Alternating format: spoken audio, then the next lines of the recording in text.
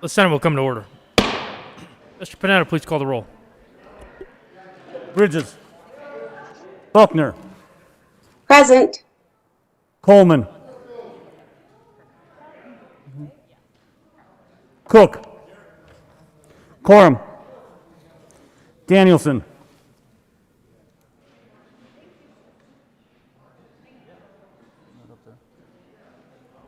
Danielson.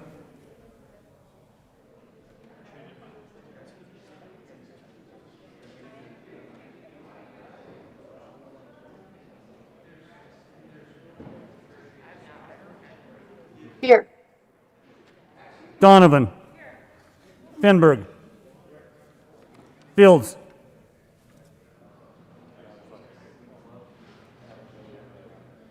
Fields.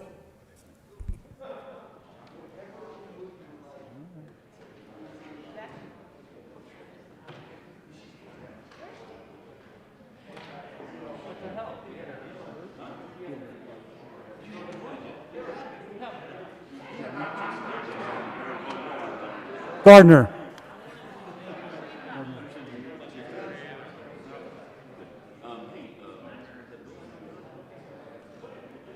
Excused. Zinal. Gonzalez. Hanson. Heisey. Holbert. Hawkins Lewis. Morning. Kirkmeyer. Kolker. Lee. Liston.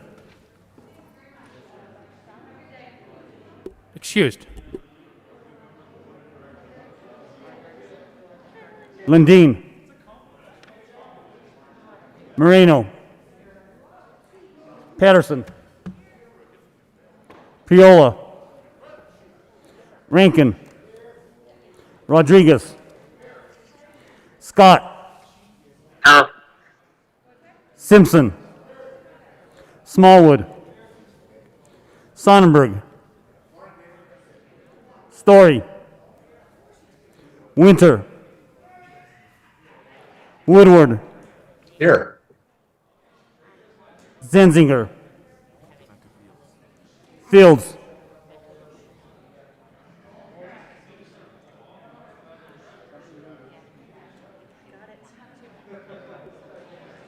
Absent.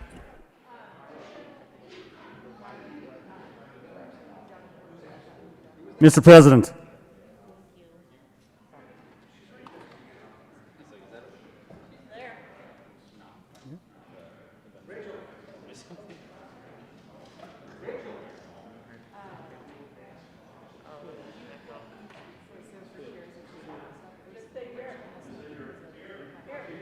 Fields.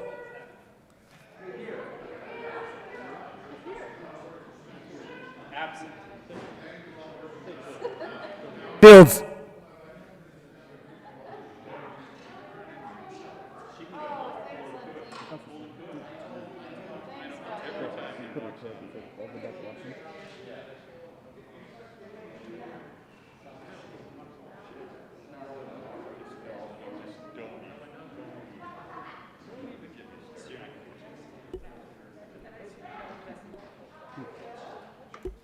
With 32 present, 1 absent, and 2 excused, we have a quorum.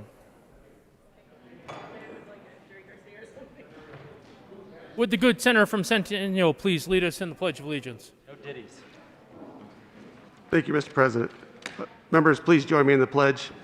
I pledge allegiance to the flag of the United States of America and to the republic for which it stands, one nation, under God, indivisible, with liberty and justice for all.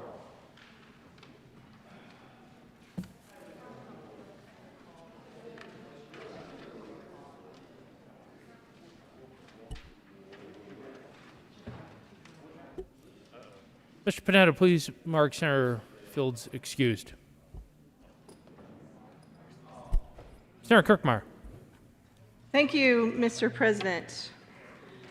Okay, in the spirit of the good senator from Colorado Springs, who gave me his stuff.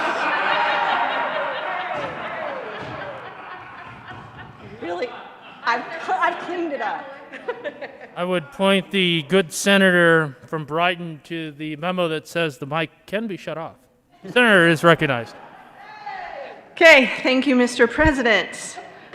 Moving the journal makes me happy. Since you'll agree, it's time to make it snappy.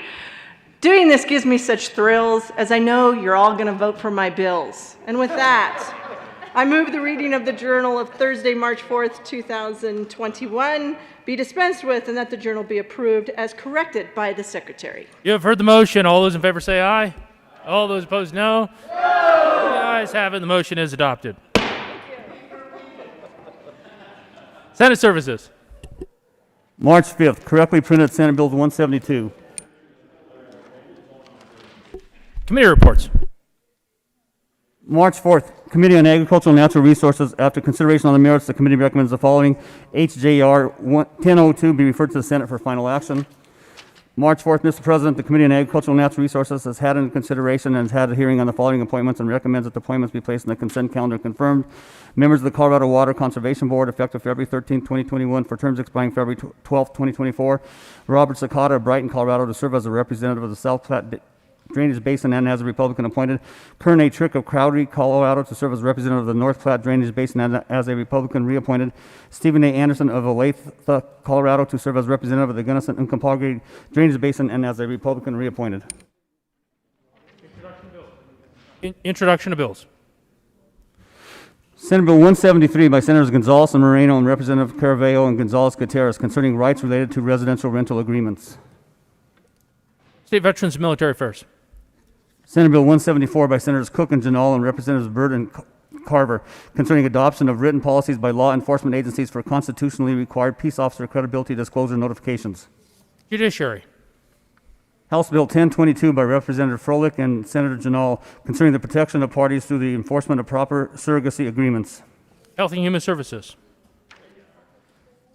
House Bill 1054 by Representatives Jackson and Senator Gonzalez concerning a housing assistance exception to the requirement to verify lawful presence in the United States for public benefits. State Veterans and Military Affairs.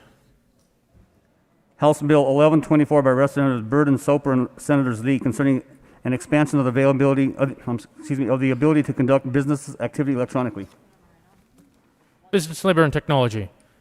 Mr. Panetta, please add Senator Fields to the roll call. General order, second reading of bills. Senator Zenzinger. Thank you, Mr. President. I move that the Senate resolve itself into the Committee of the Whole for consideration of general orders, second reading of bills. You have heard the motion. All those in favor say aye. All those opposed, no.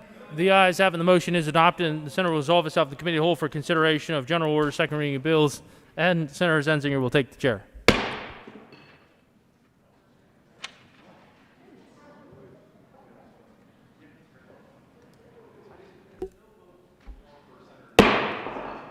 The committee will come to order, and the court rule is relaxed. Will the clerk please read the title to Senate Bill 121? Senate Bill 121 by Senators Hansen and Priola and Representatives Bockenfield and Byrd concerning modifications to the revised Uniform Unclaimed Property Act. Yeah, either way. Okay, go ahead. Senator Priola. Thank you, Madam Chair. I move Senate Bill 121 and ask for an aye vote. There is no committee report. Senator Hansen. Thank you, Madam Chair. And members, just a quick note on this. There were a couple of items I wanted to make sure folks were clear what we're doing in this bill. We adopted in 2019 the Uniform Unclaimed Property Act. During that debate, we feel like we missed a couple things, and that's really what we're trying to clean up with Senate Bill 121. First of all is this idea of account linkage. The original uniform bill did not recognize account linkage, which meant if one of your accounts went dormant, it then gets turned over, even though you might have other active accounts at the same institution. That's going to lead to lots of problems for our constituents because they're going to have to fill out paperwork to get that account and get the property in that account. And so we think the account linkage was missed in the original bill. And the second thing is we don't think airline miles should be turned over to the state treasurer. There's really no way for the state treasurer to handle those in the unclaimed property setup that we have. We worked really closely with the treasurer's office on this, and we think these are both appropriate cleanups from the original unclaimed property bill. So urge your support for Senate Bill 121. Senator Priola. Thanks, Madam Chair. And the key thing to remember on this bill with the fix is once points move from point land to cash, only then does the treasurer need to account for them. The treasurer's office is neutral plus. That's their term. Senator Bridges. Thank you, Madam Chair. So we had a long conversation in committee about exactly which credit cards would be covered, which wouldn't, which kinds of loyalty programs would be covered. And so I just want to make it clear that legislative intent is something like my fantastic Citi Double Cash card, which I think everyone should have in their wallet. Because I get cash back on this card, that cash would go to the unclaimed property fund. Even though it is possible on the website now to turn that cash into points, that cash is going to the unclaimed property fund. This bill does not take this card out of our ability to do that. Want to make sure that legislative intent was clear on that. Thanks. We appreciate the show and tell. Are there any other discussions? Seeing none, the motion before the body is the adoption of Senate Bill 121. All those in favor say aye. Those opposed, no. The ayes have it, and the bill is adopted. Will the clerk please read the title to Senate Bill 40? Senate Bill 40 by Senator Scott concerning the use of a person's driver's history record to make decisions that concern the practice of an occupation. Senator Scott. Thank you, Madam Chair, and thank you, members, for taking time to take a look at this bill, and hopefully I get your approval on it. First of all, I have to throw out a couple of kudos. First of all, for the good senator from Colorado Springs with the last name of Lee for assisting me in kind of getting through some of the language difficulties that I had, but he was a trooper and really helped me kind of get this bill focused in the right direction. So thank you, Senator. Where did this bill come from? Well, it's kind of an interesting story because it basically came from, oops, should I do the committee report first? I'm sorry.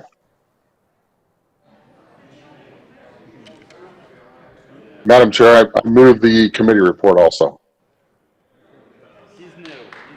Thank you. So you just moved the bill as well as the committee report, correct? Correct, I'm sorry. All right, thank you. So is there any discussion on the committee report? Seeing none, the motion is the adoption of the committee report. All those in favor say aye. Those opposed, Aye. no. The committee report is adopted. Now to the bill, Senator Scott. Thank you, Madam Chair. My apologies for that. This bill came from, actually from some constituents that were having difficulty with the DORA maintaining or getting their mortgage license, hairstyling licenses, real estate agents that were having difficulty. And what the difficulty was, and I did not know this, is that a Department of Motor Vehicle record can never be expunged. A felony can be expunged, which is kind of interesting, but a DMV record could not be expunged. So what's been taking place is somebody that had an offense, a driving offense of some type 10, 15 years ago, wants to become a mortgage broker, so they have to apply for a license through DORA. What was happening is during a background check, what would happen is this offense would come up because it's part of the background check through several companies out there that do human services work for large corporations. So in some cases, people's licenses were denied. In some cases, they were able to work their way through it. And one young lady that I worked with, she actually had to be licensed in 6 different states because she worked for a very large home builder in Colorado and had difficulty in each of those 6 states because of what had happened in Colorado. She was able to work her way through it, thank goodness, and maintain her mortgage license. She's doing very well, thank you very much. But it just was this overreach that just didn't make any sense. So basically what this bill does is it says that the DMV record cannot be used beyond 3 years so that somebody can get their license and get on with their jobs. It was fascinating too because we did find some research that showed that over 57,000 jobs and over $5.6 billion in economic growth were stymied by people not being able to get their licenses in Colorado. That was stunning to me, but that came from the University of Minnesota. So it was very, very surprising to me that this was such a problem. But with that, members, I know everybody wants to get home for the weekend. I would ask for your aye vote on Senate Bill 40. Thank you. Senator Gonzalez. Thank you, Madam Chair. And I will just welcome Senator Scott to the wonderful world of criminal justice reform. He has advanced a radical leftist social justice policy. He's basically running a bill to ban the box for the DMV. And I want to thank him for it. I welcome the work, and I'm sure the good senator from downtown Colorado Springs and I have a lot more bills that we can work alongside together. Thank you. Senator Priola. Thank you, Madam Chair. And I want to thank the good senator from Mesa County for hiding my late teen, early 20s driving record from the licensing authorities. Thank you. Is there any further discussion? Seeing none, the motion before the body is the adoption of Senate Bill 40. All of those in favor say aye. Aye. Those opposed, no. The ayes have it, and the bill is adopted. Thank you, members. Majority Leader Fenberg. Thank you, Madam Chair. I move the committee rise and report. The motion before the committee is to rise and report. All those in favor say aye. Those opposed, no. The ayes have it, and the committee will rise and report.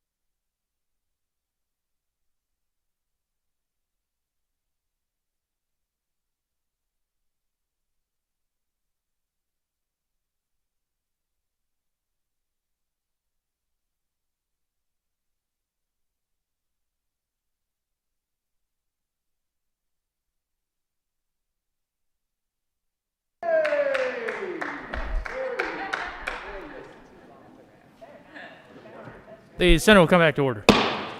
Senator Zenzinger.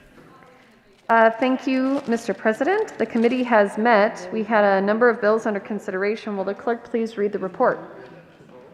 Mr. President, your committee of the whole begs leave to report has had under consideration the following attached bills being the second reading thereof and makes the following recommendations thereon. Senate Bills 121 and Senate Bill 40 as amended, passed on second reading and ordered engrossed and placed on the calendar for third reading and final passage. Senator Zenzinger. Thank you, Mr. President. I move for the adoption of the report. Motion is for the adoption of the committee of the whole report. Are there any no votes?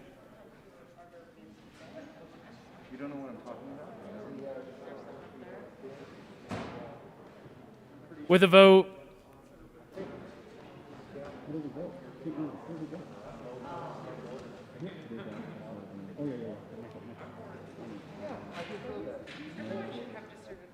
With a vote of 33 ayes, 0 noes, 0 absent, and 2 excused, the committee of the whole report is adopted.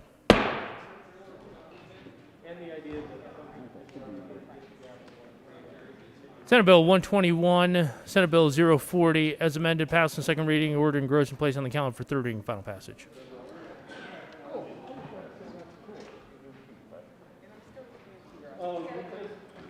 Consideration of governor's appointments consent calendar. Will the clerk please read all of the appointments listed on the consent calendar? Member of the State Electrical Board for a term expiring July 1st, 2023, Monique Cisneros of Castle Rock, Colorado, serve as a journeyman electrician who is not an electrical contractor appointed. Members of the Colorado Aeronautical Board, effective December 19, 2020, for terms expiring December 19, 2023, George Merritt of Lafayette, Colorado, serve as representative of the Statewide Association of Airport Managers appointed. Trimba Sosbo, Broomfield, Colorado, serve as representative of the Statewide Association of Pilots appointed. Mark Van Tyne of Parker, Colorado, serve as a member familiar with the support of the state's aviation issues, interests, and concerns appointed. Mr. Majority Leader. Thank you, Mr. President. I move for the confirmation of all the appointments listed on the consent calendar, which includes members of the State Electrical Board and members of the Colorado Aeronautical Board. Is there any discussion? Seeing none, the motion is a confirmation of all the appointments listed on the consent calendar. Are there any no votes?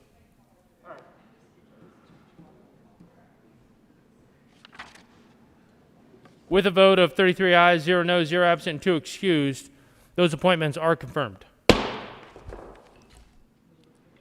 Committee reports. March 4th, Committee on Education. After consideration of the merits, the committee recommends the following. Senate Bill 67 be amended as follows, and if so amended, be referred to the committee of the whole with favorable recommendation. March 4th, Committee on Education. After consideration of the merits, the committee recommends the following. Senate Bill 57 be referred favorably to the Committee on Finance. March 4th, Mr. President, the Committee on Education has had in consideration and has a hearing on the following appointments and recommends appointments to be confirmed. Member of the Board of Trustees for Metropolitan State University of Denver, effective December 31st, 2020, for a term expiring December 31st, 2024. Michael Kopp of Denver, Colorado, serve as a Republican appointed. March 4th, Committee on Judiciary. After consideration of the merits, the committee recommends the following. Senate Bill 62 be amended as follows. So amended, be referred to the Committee on Appropriations with favorable recommendation. March 4th, Committee on Judiciary. After consideration of the merits, the committee recommends the following. Senate Bill 78 be amended as follows. So amended, be referred to the Committee on the whole with favorable recommendation. March 4th, Committee on Judiciary. After consideration of the merits, the committee recommends the following. Senate Bill 75 be amended as follows, and as so amended, be referred to the Committee of the whole with favorable recommendation, and the recommendation to be placed on the consent calendar.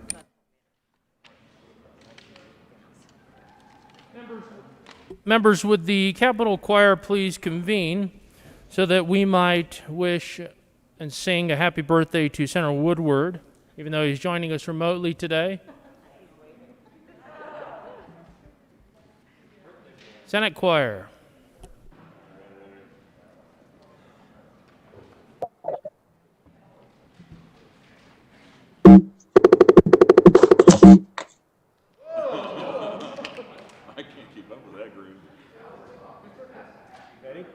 And a 1, and a 2, and a 3. Happy birthday To you. Happy Happy birthday. birthday to you. Happy birthday, Senator Woodward. Happy birthday to you.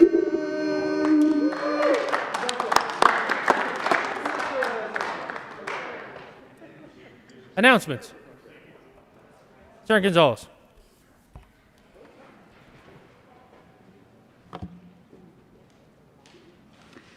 Thank you, Mr. President. I respectfully request a moment of personal privilege. Granted. Members and colleagues, This week marks the 1-year anniversary of the first confirmed case of COVID-19 here in Colorado. I'd like to take a moment to reflect and to honor our loved ones. A year ago, when we went into an emergency recess, and as we entered lockdown, I said the following words: "In this moment of crisis, so many Coloradans are doing the work that gives us all hope and confidence that we will get through this, that we will flatten the curve, that when we come back to our work here at the Capitol, that we will continue to treat each other with dignity and respect and compassion." So in the coming days, I encourage you to pause and reflect. I encourage you to check in on your neighbors. I encourage you to listen to the public health experts and follow their lead. And I encourage you to practice physical distancing, but social solidarity in the days ahead. Colleagues, little did any of us know just how deeply our lives would change. As of this morning, 2,567,800 deaths across the globe. 520,100 Americans have lost their lives. 6,310,233 tests have been administered since the onset of the pandemic here in Colorado. Just yesterday, 6 Coloradans lost their lives, bringing the total deaths to 5,960 Coloradans who have died of COVID. At one point, there were refrigerator trucks because too many people were dying to be able to store them in our morgues. We witnessed the relentless bravery of doctors, nurses, healthcare workers all across this state to save people's lives.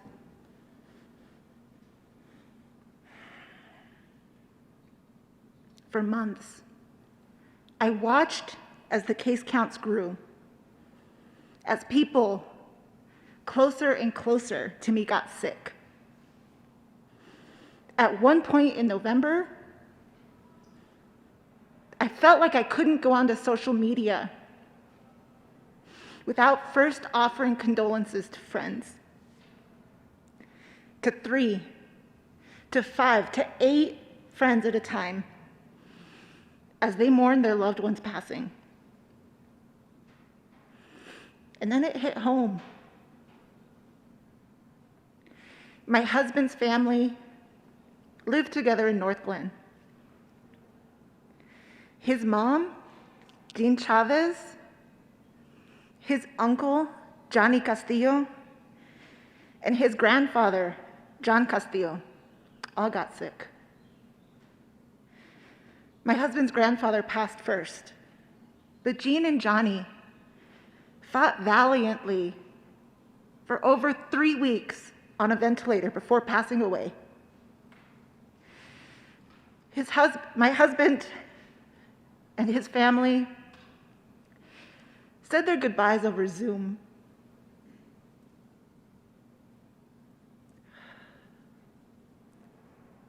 Believe me when I say that I truly hope that none of you or your constituents have to plan a triple funeral.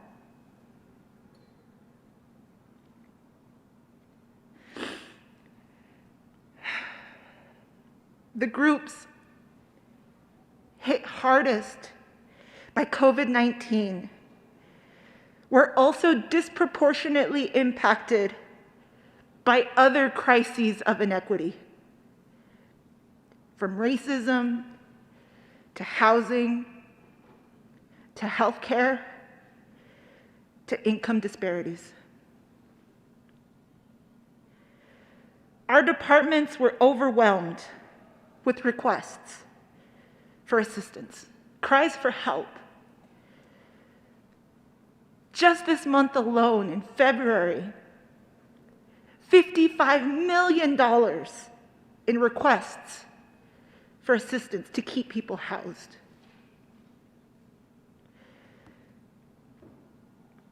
As the pandemic raged, a video of a man being killed by a police officer's knee, a video I still have not watched, went viral and inspired protests and policy change right here in Colorado and across the globe.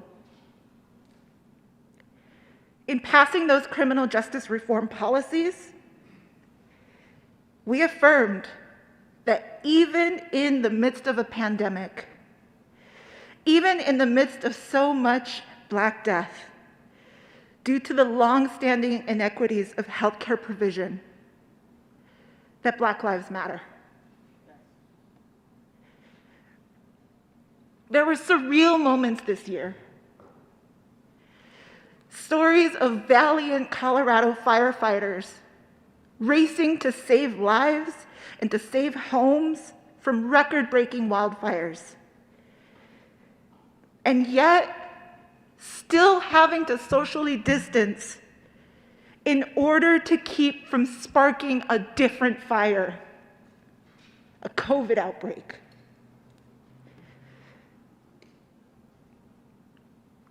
We've been through so much in the past year. And it broke my heart that so often this pandemic became political, that science was routinely ignored. It broke my heart that I have colleagues in this building who refuse to this day to wear masks, leading thousands of people across our state into denial.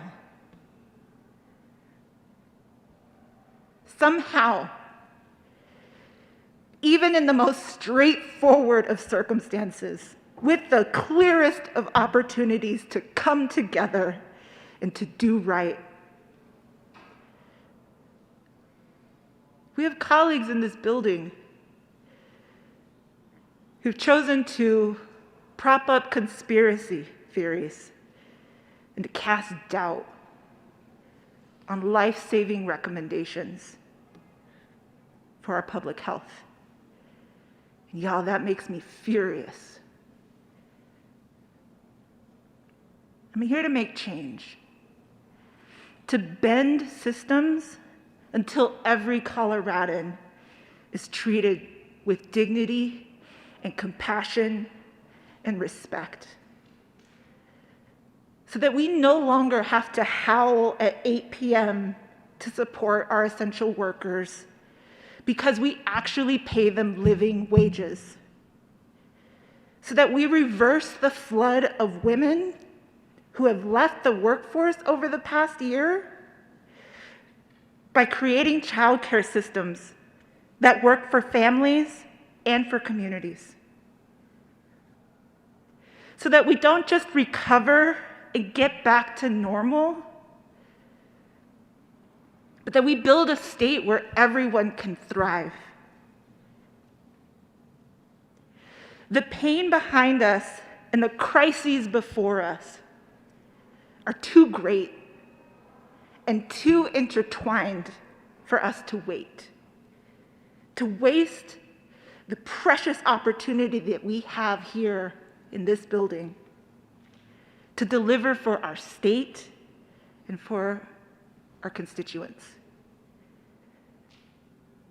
And so, colleagues, on this last day of this week that 1 year ago began what has undoubtedly been one of the most difficult years of our lives. I ask that you put on your mask, that you remember the loved ones that we have lost, and that you honor their legacies by doing this work here on behalf of the people of Colorado. Thank you, Mr. President. Further announcements.